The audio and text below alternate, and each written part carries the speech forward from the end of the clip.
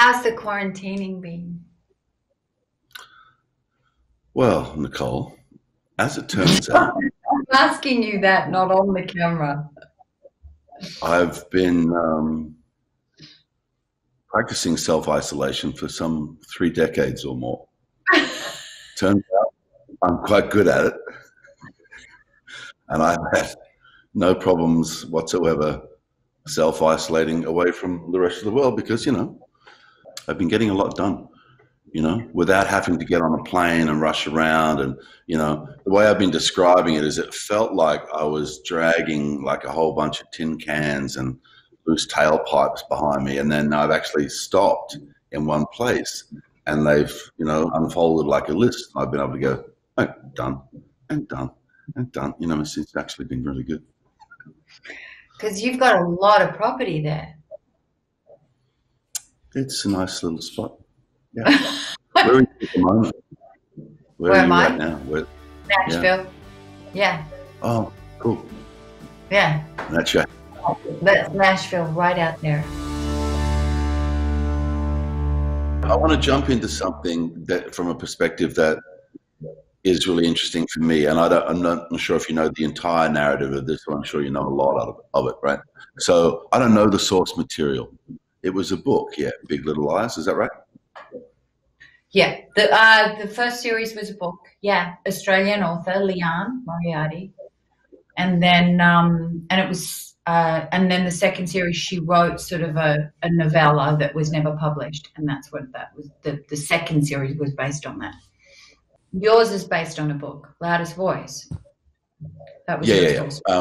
We'll talk about that shit later. Let's talk about you. So my question was, just fill me in because I'm interested in how it came together. Who found what? Who brought people together? Because this is kind of like, and I'm not being silly. You're used to that. It's kind of like an Avengers reunite kind of, or whatever those superhero movies do. So many great actresses all coming together on the same project. So it's just very interesting for me who found the piece, who was the catalyst, and how did you all come together? Well, Bruna Papandrea, our mutual friend, Bruna, was working with Reese at this time, and she called me up and said, I've always wanted you and Reese to work together. We think we've found this book. Reese has read it, Big Little Lies. You should read it. And this was the first series, so I read it overnight, and then I was getting on a plane to go to Australia just by chance, and she's an Australian novelist, Leanne Moriarty. So I said I should just call her up and go and meet her and see if she'll give us the rights to the book. And that was how the first series happened. And we met in Darlinghurst at a coffee shop. And I said, Leanne, just give us the book. Don't shop it around. Just let us have the rights. And I promise you we'll make the series. And that was the first series. Right. Mm-hmm. Yeah. Well, I have to be totally honest. I haven't seen the second series yet.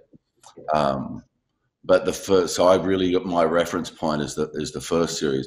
And that's some extremely fine writing. I mean, if the book as a source being great is one thing, but that process of being able to distill somebody else's world and then put it in, in a form for the camera, that in itself is cool.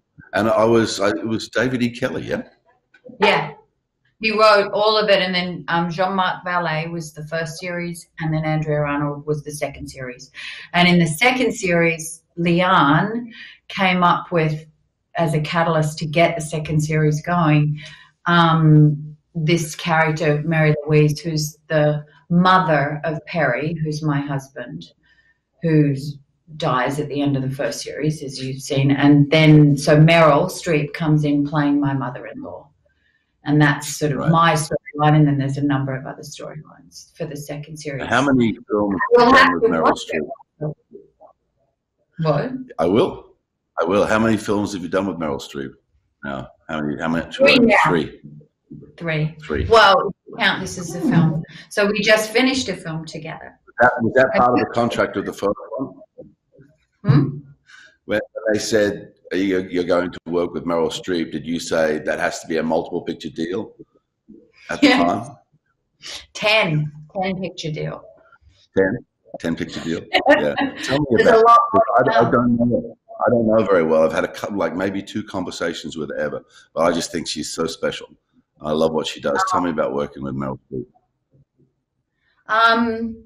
Well, she's very similar to how we work, because we've obviously worked together, in the sense that she just sort of melts into it. Meryl Streep, your old mate Russell once. More to come. What's going on? More to come. Anyway, you were saying? Yeah, so because we want to talk about you in a minute, we want to get off me. No, we don't. She's just very intuitive. She's so, every take is different. Everything is, she's just like Quicksilver, and she's off the charts smart. So she has brilliant notes, but she's as sharp as you would love her. And having just worked with her back to back, so I did Big Little Lies where she's in the cardigan and she's sort of very this pious, my mother-in-law, and then we've just done a big musical together, which was the complete opposite of Big Little Lies, where we are singing and dancing and being absolutely ridiculous. And so seeing both of her, I just love her. It was called The Prom, and it was with Ryan Murphy directed it. We still have 3 more days to shoot. So were you surprised at the success of the first series of Big Little Lies? Because it seemed to permeate everywhere all at the same time. I was surprised at the way in which it reached beyond what was expected, because when the first episode aired, it was good in terms of the way, the audiences that watched it, but it wasn't huge ratings or anything. And then it just started to snowball. And that's what I believed in it. When I saw it, I was like, gosh, I think we're sitting on something really, really good here. But you know how you can make something really good and it just disappears into the ether. So I always have that thing of like, well, we'll see. I'm proud of it. We'll see what happens with it. So then it just started to connect.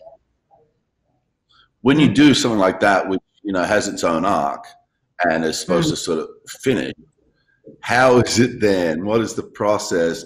How do the conversations begin when you say, actually, that works so well? What's the, how do we frame?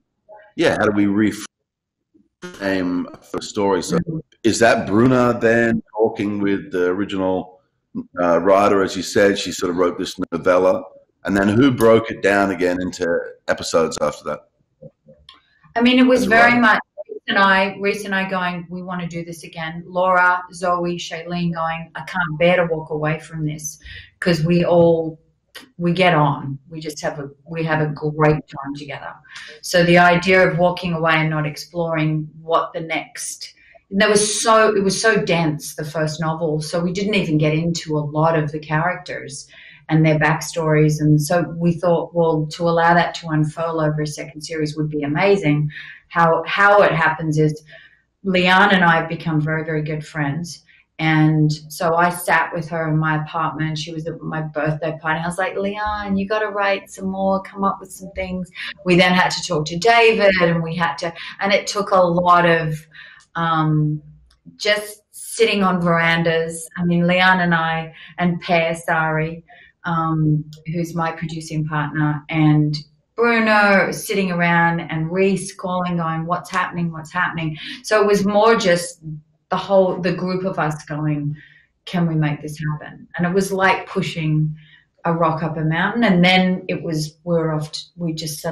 started moving along. And who then wrote the scripts for the second series? David wrote all of them. Okay. Cool. Yeah. Now, why didn't the director? Huh? What? But it's a different director, you said, for the second series? Yeah, Jean-Marc Vallée was directing Sharp Objects with Amy Adams. Right. So he was exhausted. I mean, it's a huge feat to direct those 7 hours. Because you on Loudest Voice had how many directors? 4. 4. Over 7. And yeah. And so, but I've only ever done limited series with one director. So I don't know the idea of a different director coming in and directing a couple of episodes and then another director. And I just finished another series, The Undoing, and that was Susanna Bier, and she directed all 6 hours. Yeah. So I don't see how anybody can go into a series like that and be comfortable with directors coming and going. It's sort of, to me, you know, it's actually a kink in the parabola that's not necessarily great. You know what I mean? Especially if you're doing a single narrative with a beginning, middle, and end. You know, to sort of pump in and out different perspectives and stuff. It's funny because it can cross over work that you've done earlier, because the next person coming in isn't seeing things at the same way. I had a wonderful little moment. That's what happened for you on Loudest Voice, because does it then I'm just saying as an observation and coming from a film perspective where you know, you get on the train with one person and that's the person who's, you know, that you're doing the journey with, you know, to then be in a television situation, that long 7-hour schedule that you're going to shoot over many months, to be coming and going, changing perspectives. I didn't necessarily think it was the greatest way to do it. And I look at something like this, The Big Little Lies, and as I watch it, I see the consistency of it, you know what I mean? And I think it's just a 7-hour movie. You know what I mean? It's not serialized TV in the way that is traditional, where directors coming and going is fine. You know, this is sort of stuff where you begin and you're telling a story of a certain arc, of a certain, you know, length. Anyway, it's I mean, it's fine. I enjoyed working with all the individual directors, but I can see why a single director is still probably, you know, the preferred choice from my perspective. You know? Mine too. What was he looking for? Perhaps seeking refuge from. What is that supposed to mean? How many other women did he go to? If there's one, there are others. Oh my God.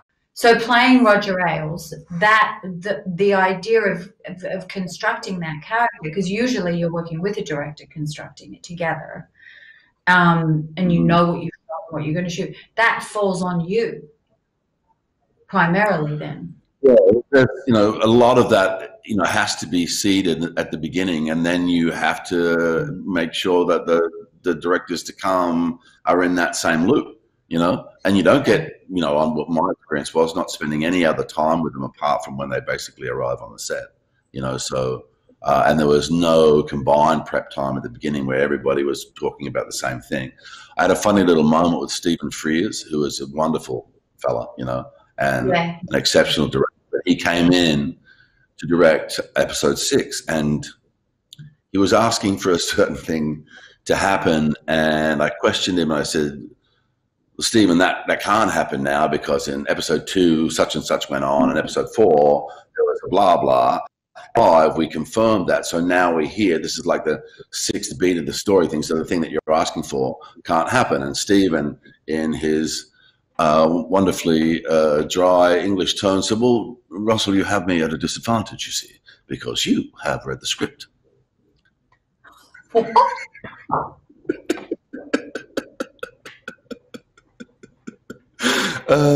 Anyway, so he was great to work with, man. I tell you, I'd love to do an actual movie with Stephen. He was wonderful. Yeah. Anyway, so you're approaching the second series, right? But so Little Lies. That. No. We're going back to you. We're going to talk about it. We haven't touched on your individual character and that journey, because that was pretty harsh to watch, baby. That was harsh, you know? There's some, I mean, the writing was stunning in that show, and the way everybody approached their characters, the community formed. I really liked it. We'll put that up into, you know, but what you individually did, you know, going through the process of playing that woman. Talk to me a little bit about where you even begin with understanding her.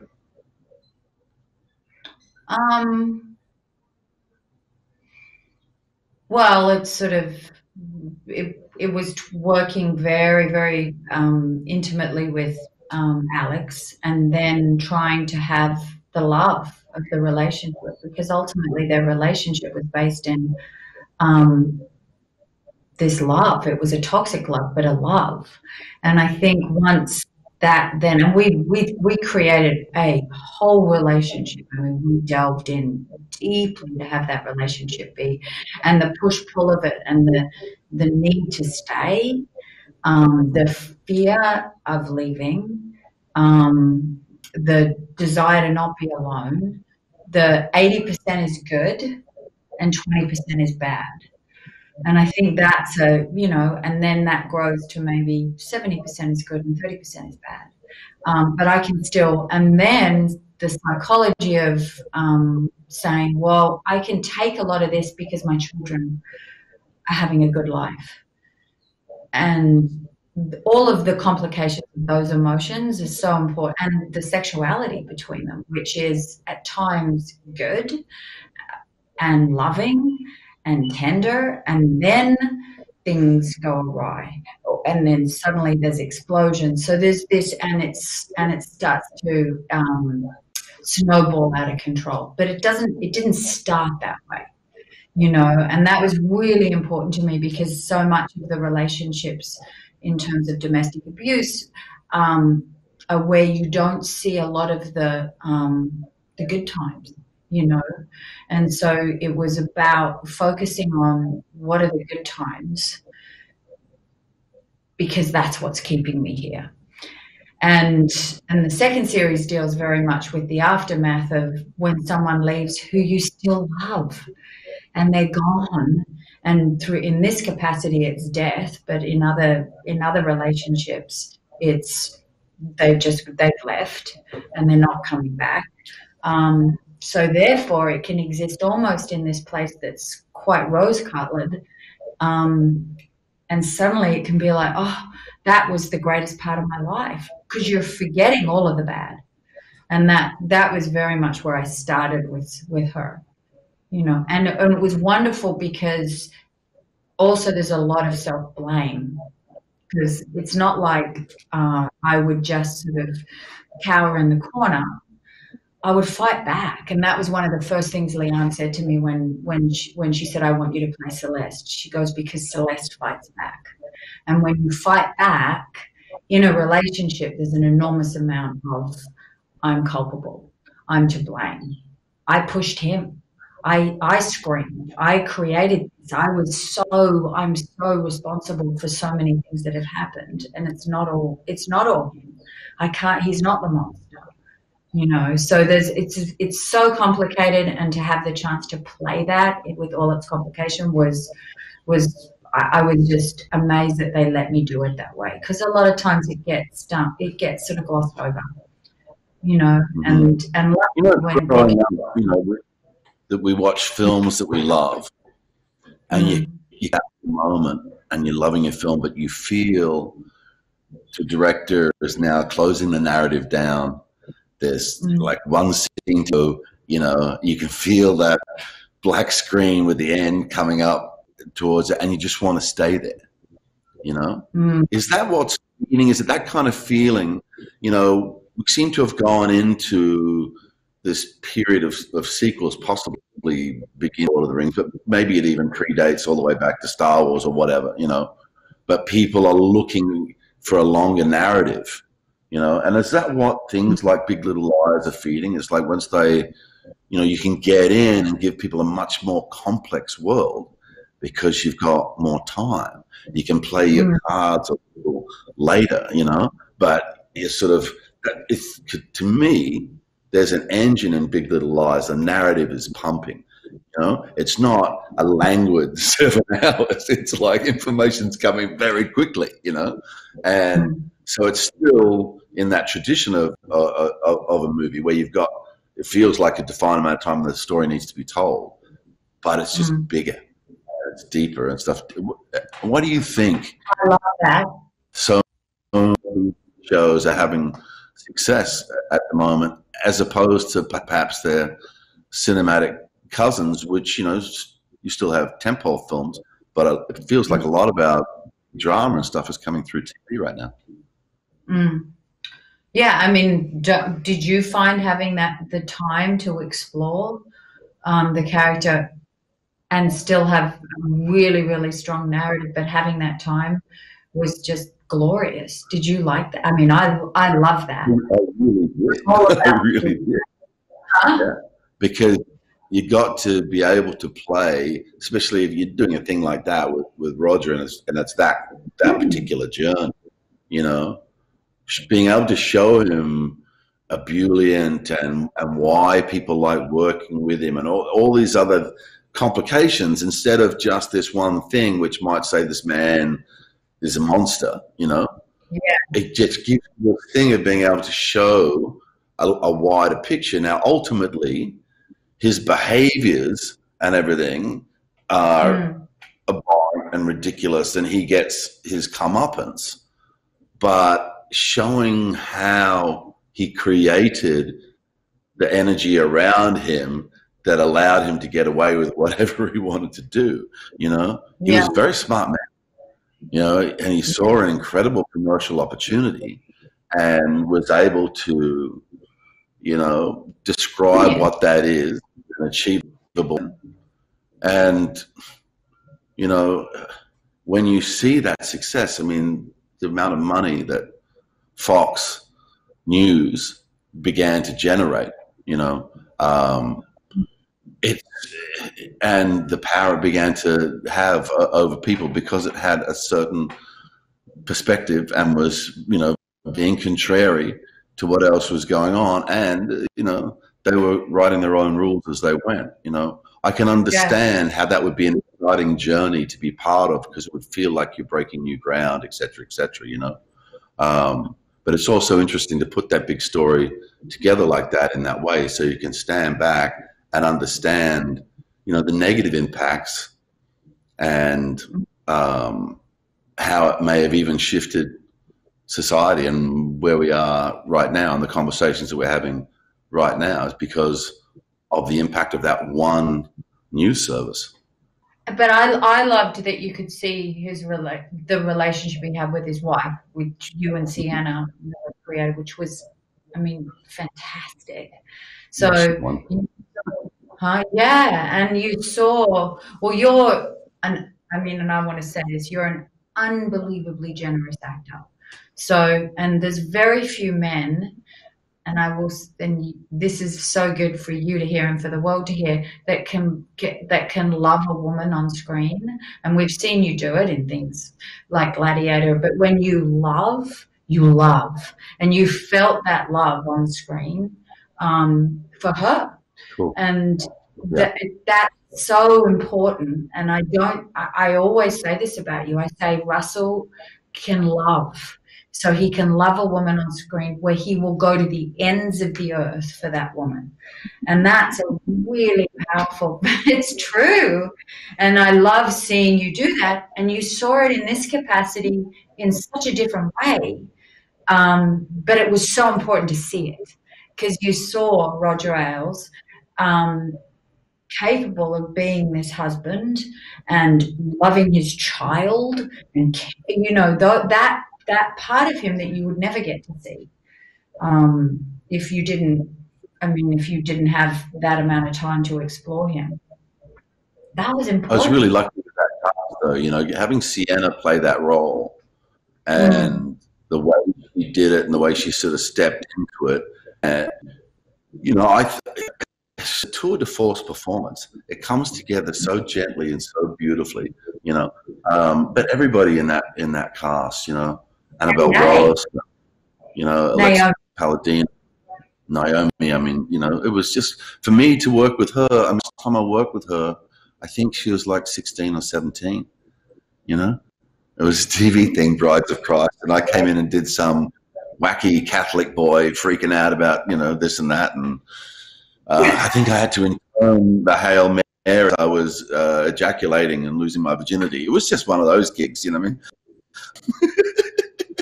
Yeah, but, you know, and we've been friends for so long. And then finally to actually you know, be on the job together. It was a really cool moment. It was the same as being on the gig with you. It's like, it's unbelievable. If you think back to where we all started from and our aspirations and stuff, it's inconceivable, Nicole. You and me hanging out in Darling Coast, it's inconceivable that we've had the careers that we've had. What the fuck happened with that? What happened? It's me, it's Naomi, and it's Hugh, and it's like this whole generation of people that, you know, we're kind of either directly in touch or vaguely connected. It's like, it is stunning. What's that? All still friends. I mean, and all still working. What's more, we are still working. Yeah. So that is, no, it is like, what? So for that to have, but something I'm so proud of is us and our friendship. To when this came along, I was like, I so want to do this because I love you. You know, I love you, and so and I've known you now for decades. But I've also worked with you and watched you as an actor, and you're one of the great actors that's ever existed. And everyone would say that. But it's true. It's true. So don't get too settled there in that self-isolation. Maybe technically, I don't think anybody's ever going to hear that malarkey. You know, in television, the audience, they want you to be their friend, their mother, and their lover, all at the same time. You've got to give all of that. I'm trying to get back to Australia to come back. I would love to come and shoot there. I just finished a show, The Undoing, and I finished The Prom, so I've just been doing nothing right now, but doing a lot of thinking. I broke my ankle, which has subsequently healed because I've been able to just lie around. Right. You're on a gig that just finished in time before the lockdown. Is that right? With 3 more days. 3. But I finished. You are one of the most finely talented actors that I've ever had the pleasure of working with. But I've known that of you purely instinctively in our conversations, intuitively over time. I've known that in you, in the work I see you do. And what is incredible to me is that you have been quite prolific. You work continuously, but you always bring just a new shade. It's just like, what is in the water in Kentucky or wherever? Tennessee, what a dick. Sorry. I should have thought about that gag before I did it. Yes. What's in the water in Tennessee, or what was in the water on the North Shore of Sydney when you were growing up? It's just, how do you approach things so freshly? I mean, as you know, I feel things so quickly. So I feel everything. And so I come through life with, and you've known me now for so long, and many, many things have happened in my life, but I feel all of them. I go through, I never avoid them. So that gives me this well of emotion to draw on. I also read voraciously, and somehow since I was a little girl, I've absorbed emotions and feelings and people and ideas, and I just still have that insatiable appetite for people and for what life is. I read somewhere once that actors should read and writers should travel. Right, really? Yeah. Well, yeah, because that thing, the act of reading, it's that sort of internal journey. You've got to fill yourself up with that information. You know, people ask how I prepare for stuff, and it's like start reading about what I'm supposed to be or the time, whatever. You know, all the other stuff. You know, he laughs, he smiles, he cries, he vomits, whatever. That's all. That's the list of the particular instructions. The rest of it has to be, you know, from place. Yeah. Yeah, and that's Are why. you reading anything particular at the moment? I'm reading American history right now called These Truths, which is a fantastic book, but it was recommended to me by actually by a journalist who then said that Adam McKay was reading it and he was reading it, and I was like, okay, I better read it. So I'm into that. But that is long and slow but incredible. And then I'm reading. I read Untamed, which is really, really powerful book. So yeah, I literally have 20 books. I don't read on a Kindle. I read a book. I read paper because I don't like it disturbs my eyes, and I particularly read at night. Right. So yeah, I have about 20 books going right now. Cool. I remember when you were preparing for Roger Ailes, you were compiling all the information about him. How did you do that? Yeah, well, that's a funny little thing because you do tend to just take advantage of situations that come up. You were in New York for Hugh's birthday party, right? Yeah. You right? Yes. And yes. Ivanka. Yes. Right? Yeah. Yeah. So that gave me the opportunity to have a very long conversation with Ivanka's husband. Wow, right. And he had a very direct relationship with Roger over 18 months of their presidential campaign, phone calls every Sunday. So it gave me that contemporary last chapter insight that the book could not give me and that newspaper reports couldn't give me, because Roger had exploded into this thing which was just about his misdeeds, and, you know, all of his reputation beforehand had been blown up.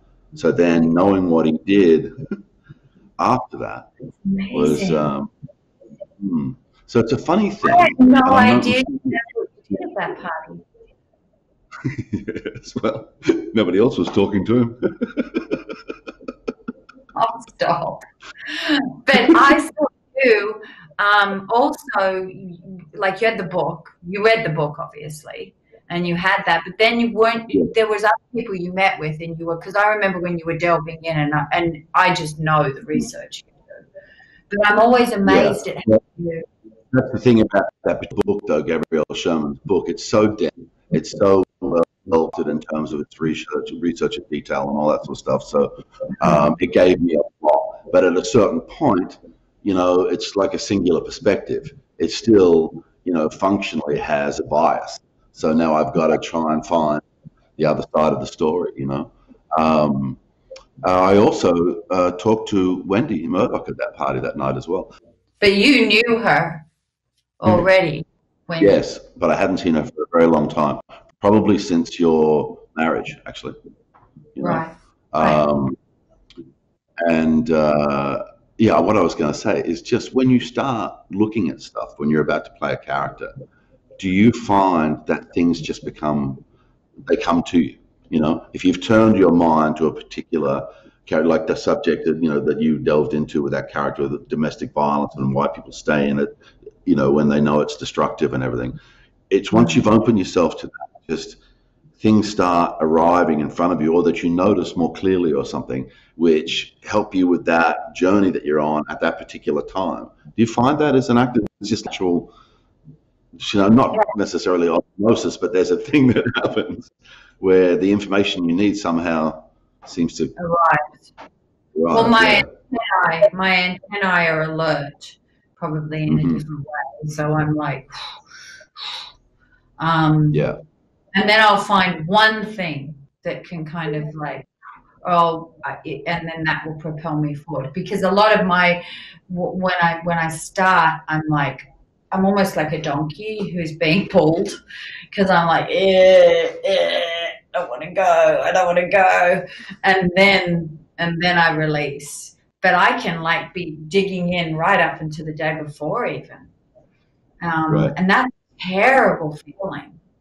And I find that I've literally, called up and said, I'm not the right person for this, and you got to let me out, and I don't know how. But once something happens, then it just flows. And once it's flowing, it's almost like, it's like I just have to get out of the way. My brain actually has to get out of the way, because my brain can get too analytical, and that's not how I work, as you know. So I sort of mold it, and then I just have to release, because a lot of my a lot of what I try to do is just exist in the moment and have take care of the narrative beforehand, so that's done, and then suddenly things will explode and appear that I didn't even expect, because human behavior is so surprising, and I'm always interested in the surprises. Who instigated the fight? Was it you, Max? Was it? Saying stuff about Dad. And he was picking on Ziggy. So what? So the three of you attacked him? You ganged up on him? You can't do that. Violence is not the answer. Tell me about the prom, right? The experience of making it, because just as an aside, in my experience, when the project that you're on has a lot of music involved, it's fun. It's just more fun. Everything's more fun. If like the story involves music, or there's a musical and there's songs to be sung or whatever, it's just the regular energy of a film is sort of supercharged or something, Yeah, and I hadn't really done, this was a comedy as well.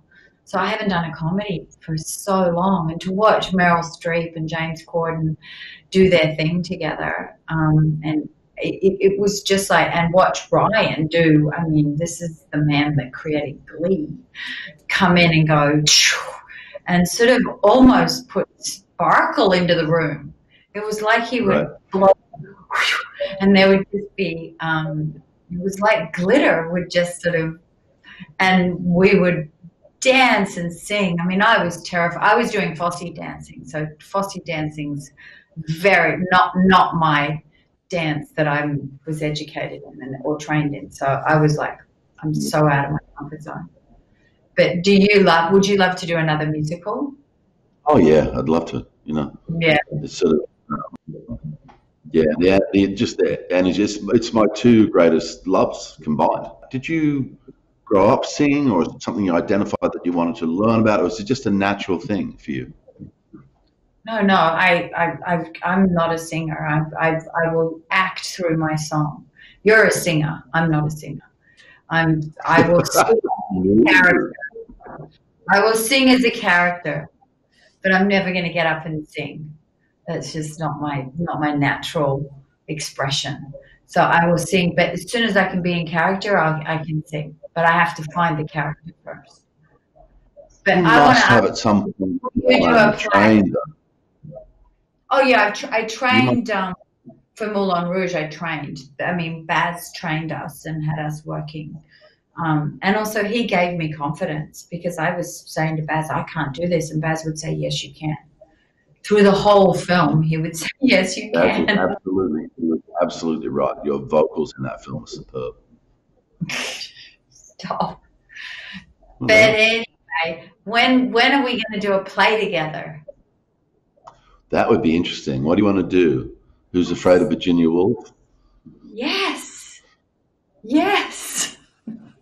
I want to do a play with you. I want to do a play with you. That would be fun, wouldn't it? That'd be nice. Terrifying, but come on, please. Yeah. I want to do another film, but I would so love to be on stage with you every night. Yes, that would be rather fun. We should definitely find something we can have fun with, though. We don't want to, be doing something that has some nihilistic end or whatever. We want want to be enjoying your time.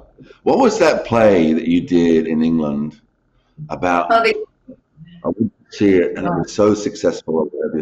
What was that thing? Blue Room or Photograph 51? You didn't come Blue to Room see I saw. Yes, I did. I was there in the first week. Yep. Oh. Yeah. Stop. Yeah, and we were backstage. We were talking. We hung out. Tom was there. Huh. And then did we go to the Ivy? We did. That was always my memory of, yeah. Everyone would go to the Ivy. Whereas after Photograph 51, we'd always go to Shakey's. Yeah, because that was across the road. Yeah, which we did when you came. That was a very complex play. Which one? The second one, the Photograph. Yes. Yeah. Yes, it was. You were tough on me. You're always tough.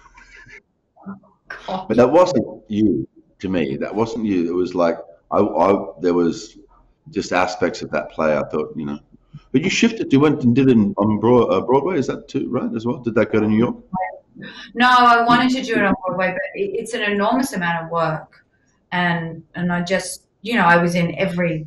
I mean, that play I was on stage beginning to end, and it was a lot, and my kids were just like, please, Mama, please don't, and they were little, and right. At some point, when your child says no, as you know, there's a point where you go, okay, I get it.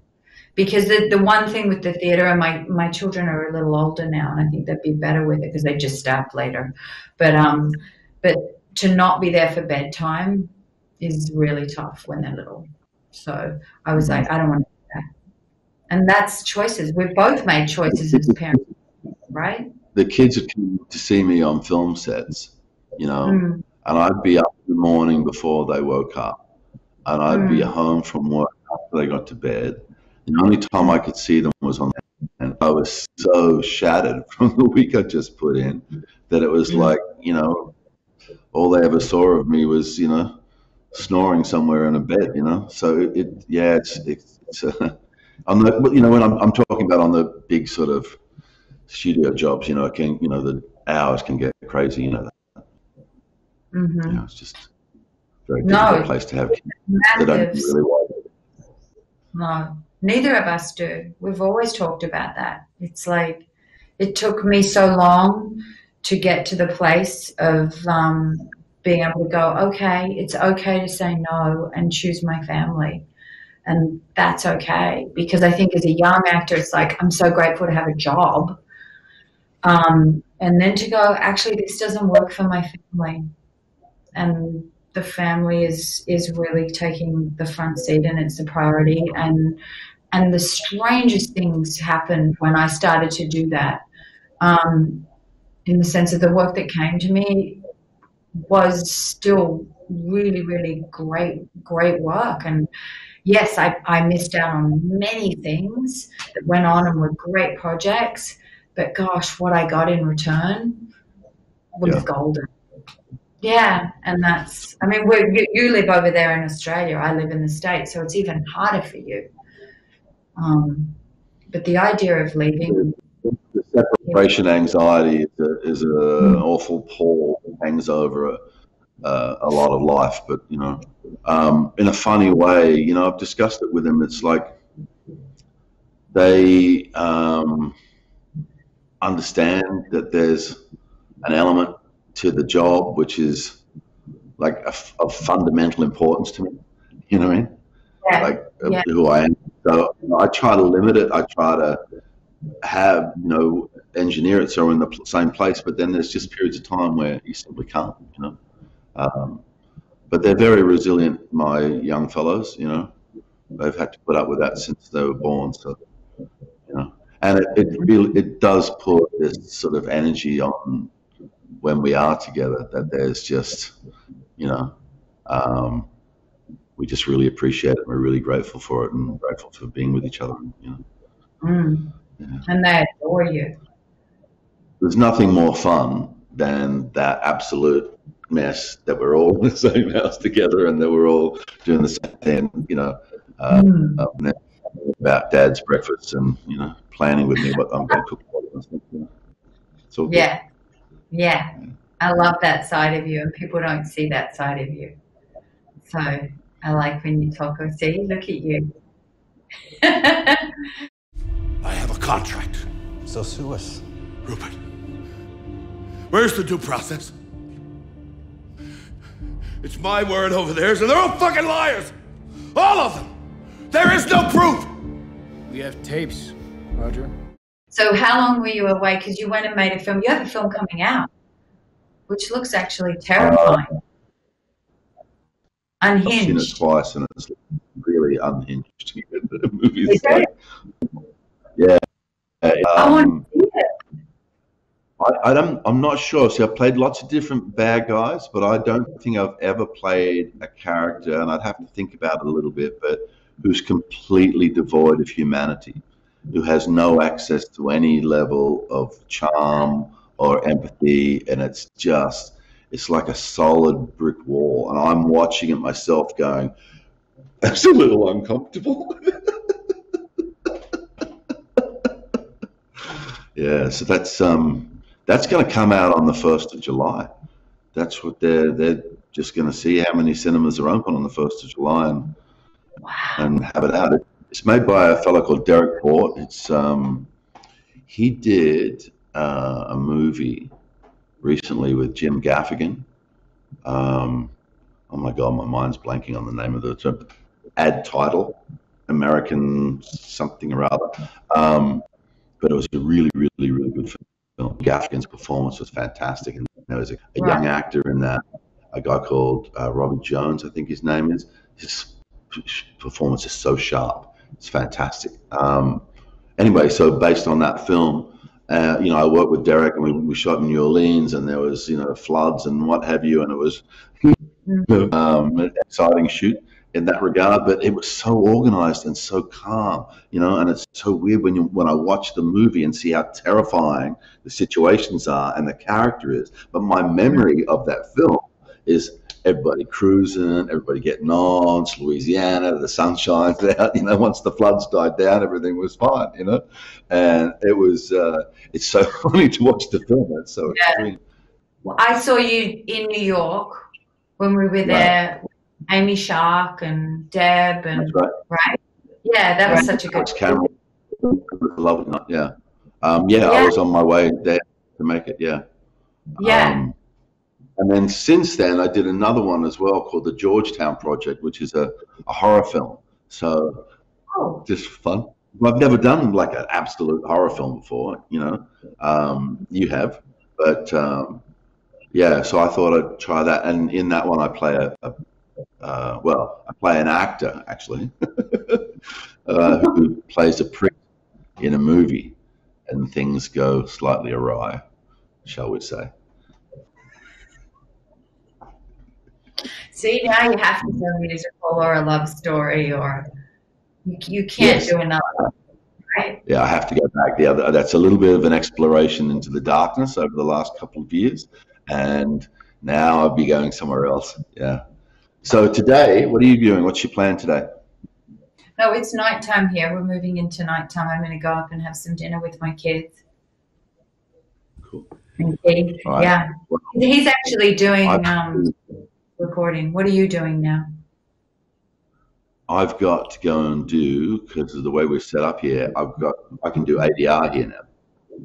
I have a studio, so I'm going to go and do some ADR for a project, but also as soon as I'm finished that, I've got about 45 square meters of topsoil I've got to spread, and some fertilizer I've got to put out. I got a new tractor, this little BX Kubota. It has a ripper on the back. It's just a tiny little tractor, but it's very efficient. So I've got lots of good jobs to do today after I finish the first bit. You know that's heaven. Come out in the sunshine. We'll go and throw some seeds around. I'd go ride with you. You know I love that. Yeah, at the moment, see, in the front paddock there, 9 or 10 horses, but we actually moved them further over past those trees to spell this paddock behind us. So while we've got the time, we've got about a 3-week period. While we've got time, we're just going to freshen it up a little bit, you know, get in there and rip it up a little bit and put some seed in and blah, blah, blah, and just bring it back to life a bit. It's been used quite a lot. It's the rural life. I love it. I love it. I'm going to give you this as a courtesy. What? It's What is it? a petition for assignment of the guardian of the person. What? Persons. It's plural in this case. What? It'll be filed in the Monterey County Superior Court tomorrow morning. We need to do what's best for the boys. Working courtroom scenes can be quite difficult times because and a day on the prosecutor, then you spend a day on the defense, spend a day on the you spend a day on the judge, and the whole time you're doing it, you know, some of my courtroom experiences, but then shooting a courtroom with Ridley Scott, for example, he was able to make everybody play at the same time and still have and keep an electricity. How the shooting of the courtroom scenes approached in the series, the second series of Big Little Lies? Yeah, we did it where we would do the whole scene all the way through, and some of them are 8-9 minute scenes, so it was like theatre. But having Meryl and all the other actors, I mean, we had Perna, we had David O'Hare, we had so many great actors, and it was just like doing theatre. I mean, we did it. I remember at one point I went out and there was 50 people around the monitor, and I thought, wow, this is theatre. But I stayed in character pretty much through the whole. We shot it for a week, and there was big. There was 3 really, really big ones, and you know, when you learn that, I made sure I had everything learned, particularly because of the legal jargon, so that by the time I came to it, it was just able to just. So I was never clutching for a word or worried about that. It was just like. What was the pattern of the shoot? Was it sort of choreographed with the cameras? Can you remember how many cameras were working? No, we would shoot, and they would. So much of it was just shot handheld, and our DP would operate the camera, and they would go in and go out. You never quite knew where the camera was going to be, so it was just always having to.